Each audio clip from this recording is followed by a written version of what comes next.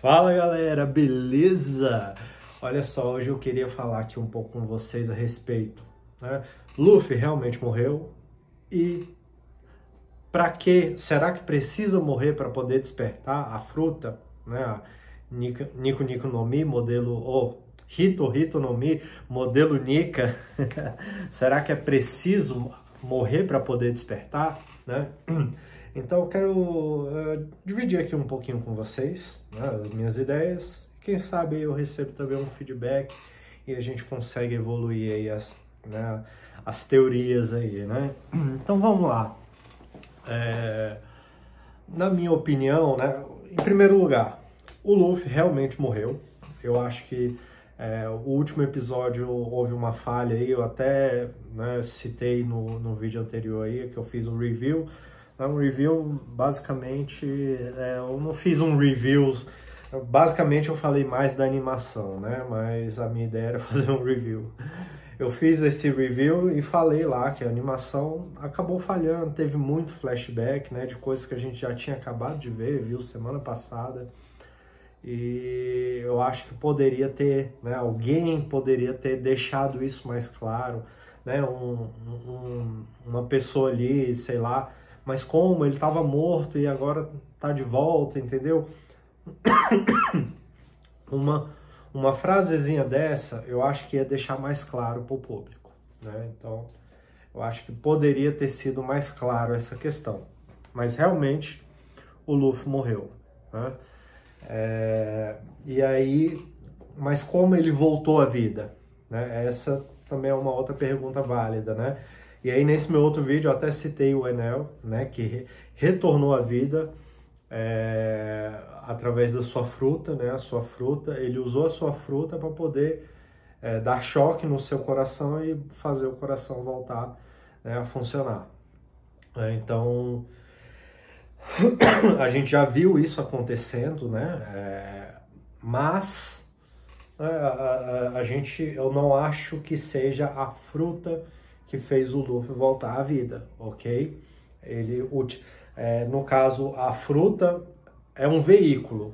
Né? A fruta é um veículo que faz com que as pessoas voltem à vida, mas não é o desejo da fruta, né? Apesar de que é até citado em alguns momentos, né? Zoans tem um desejo e tal, mas não creio que seja isso. Na verdade, a minha teoria é que é o haki do rei, né? A determinação do usuário que faz com que a fruta haja, ok?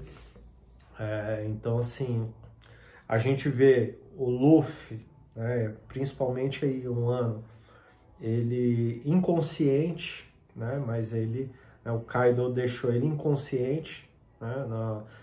No seu primeiro confronto, e ele mesmo assim conseguia deixar desacordado algumas pessoas, né? Então assim, a gente vê que o espírito, a determinação, né? O haki está ligado ao espírito, e a determinação, né, faz com que o espírito ative o haki, mesmo a pessoa estando inconsciente, né? Então essa já é aí um sinal, né, que o Oda deixou pra gente, né? E aí assim, eu creio que o Luffy, ele utilizou, ele ali naquele momento, né, com certeza teve uma frustração, né? Ele estava até esperando, assim, ele estava até pensando, pô, se eu perder aqui já era, né? Se eu não conseguir vencer o Kaido agora já era. Mas, né, a determinação dele ali, talvez uma frustração de ter perdido de uma forma assim meio covarde, né? Não pela parte do Kaido, mas pela parte da CP0. CP0, eu misturei as duas coisas, CP0 e CP0. Então, assim, eu acho que a frustração, né, e a determinação do Luffy faz com que o haki do rei dele, né, voltasse, fizesse com que agisse, né? O haki do rei agiu, né, e influenciou a fruta para que a fruta fizesse o Luffy voltar, né, à vida. E aí você vê também, né, uma evolução muito grande do Luffy em relação ao hack, principalmente em um ano, né? A gente viu ali o Luffy a princípio, né? Quando eles começaram ali, tava o Kaido e a Big Mom e o Luffy começou a bater muito forte, né, no Kaido com o Gear, a quarta marcha, né? Foi muito... Ele não usou hack, ele não usou Ryu, né? Ele deu alguns golpes com Ryu, mas quando ele usou a quarta marcha, ele não utilizou, né? Então, assim, ele não feria o Kaido. Ele foi brutal, né? Foi aquela coisa assim que chocou até a Big Mom, mas não feriu o Kaido, porque ele não usou Ryu, né? E aí ele percebeu ao longo da batalha que houve um era mais fácil para ele, né, utilizar o hack do rei avançado, né? Porque aí ele teria um revestimento externo constante. Então seria mais fácil para ele utilizar o hack do rei avançado ao invés de usar o Ryu. Então, na minha opinião, né, ele teve essa evolução muito rápida durante a luta e essa evolução também contribuiu para que a determinação dele usasse, né, da fruta para poder voltar à vida, né? Mas eu não acho que era necessário morrer para poder despertar a fruta, né? Porém, as duas ocasiões em que a fruta foi desperta, que provavelmente o primeiro foi Joy Boy, em 800 anos ninguém mais despertou, foi apenas o Luffy, né? E aí o Luffy também morreu, né? E por que eu acho isso? Porque o Kaido, ele, né, achava que tinha que morrer, né? Ele tentava se matar, né? Então provavelmente Joy Boy também teve uma experiência de morte e voltou à vida, né, com a fruta. Então o Kaido, ele quer ser Joy Boy, né? E aí por isso que ele tem fragmentos de informações, né? Possivelmente ele não tem a informação completa, porque se ele tivesse completa, ele entenderia que ele precisava da fruta, né? Não é apenas tentar se matar. Então ele tem fragmentos e com esses fragmentos ele tentava se matar porque Joy Boy também, né, teve uma experiência de morte. E aí ele despertou a fruta, né? Mas na minha opinião, eu não acho que precisa morrer porque o que faz despertar a fruta é o uso do hack do rei, ok? Quando a pessoa tem um hack do rei muito forte, né, uma utilização muito poderosa, essa pessoa é capaz de despertar, né? Senão o Luffy teria que morrer todas as vezes que fosse entrar no Gear 5, né? Então seria algo... não teria muito sentido dentro da obra, né? E aí eu acho que ainda mais seria ainda pior para a história, né? Ele ficar toda hora morrendo assim. Então assim, não é necessário a morte, ok? Inclusive a gente vê lá com o Zoro, né? Ele nos dá também uma dicasinha, né? De que ele continha o hack dele por conta da Ema.